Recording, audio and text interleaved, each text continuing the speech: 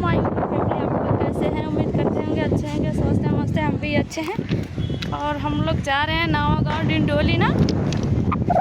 ये देखिए हम लोग पटरी पे जा रहे हैं, पीछे से आएगा तो ठोंक देगा। प्लीज़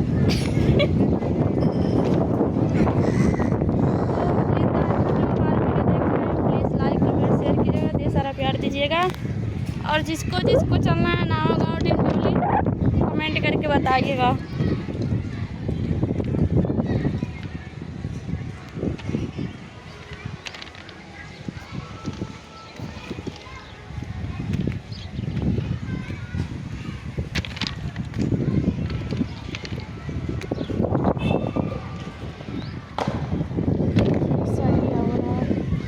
क्या कर रहे हैं, घूम रहे हैं कि चल रहे हैं।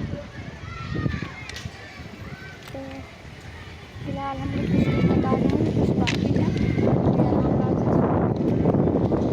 अभी बहुत दूर तक जाना है, बहुत दूर तक जाना है।